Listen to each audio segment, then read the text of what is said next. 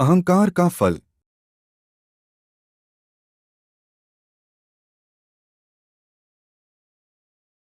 एक समय की बात है।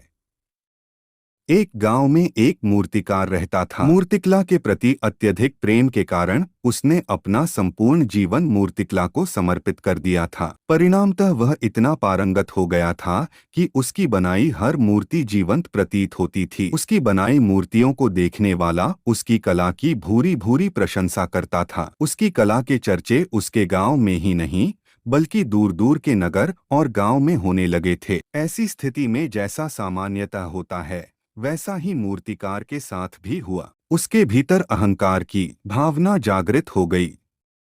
वह स्वयं को सर्वश्रेष्ठ मूर्तिकार मानने लगा। उम्र बढ़ने के साथ जब उसका अंत समय निकट आने लगा तो वह मृत्यु से बचने की युक्ति सोचने लगा। वह किसी भी तरह स्वयं को यमदूत की दृष्टि से बचाना चाहता था ताकि वह उसके प्राण न हर सके। अंततः उससे एक युक्ति सूझ ही गई। उसने अपनी बेमिसाल मूर्तिकला का प्रदर्शन करते हुए 10 मूर्तियों का निर्माण किया। वे सभी मूर्तियां दिखने में हूबहू उसके समान थीं। निर्मित होने के पश्चात सभी मूर्तियां इतनी जीवंत प्रतीत होने लगी कि मूर्तियों और मूर्तिकार में कोई अंतर ही न रहा। मूर्तिकार उन मूर्तियों के मध्य जाकर बैठ गया। युक्तिनुसार यमदूत का उसे इन मूर्तियों के मध्य पहचान पाना असंभव था। उसकी युक्ति कारगर भी सिद्ध हुई। जब यमदूत उसके प्राण हरने आया तो 11 एक सरीकी मूर्तियों को देख चकित रह गया। वह उन मूर्तियों में अंतर कर पाने में असमर्थ था, किंतु उसे ज्ञात था कि इन्हीं मूर्तियों के मध्य मूर्तिकार छुपा बैठा है। मूर्तिकार के प्राण हरने के लिए उसकी पहचान आवश्यक थी। उसके प्राण न हर पाने का अर्थ था प्रकृति के नियम के विरुद्ध जाना। प्रकृति के नियम के अनुसार मूर्तिकार का अंत समय आ चुका था।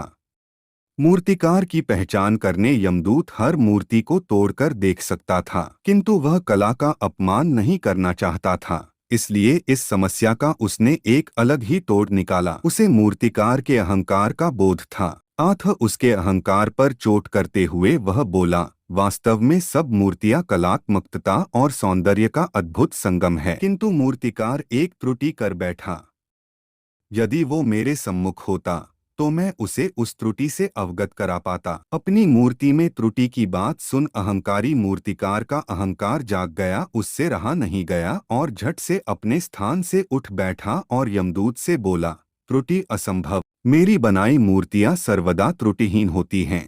यमदूत की युक्ति काम कर चुकी थी। उसने मूर्तिकार को पकड़ लिया और बोला, बेजान मूर्तियां बोला नहीं करती और तुम बोल पड़े। यही तुम्हारी त्रुटि है कि अपने अहंकार पर तुम्हारा कोई बस नहीं। यमदूत मूर्तिकार के प्राण हर यमलोक वापस चला गया। सीख। अहंकार विनाश का कारण है, इसलिए अहंकार को कभी भी खुद पर हावी ना होने दें।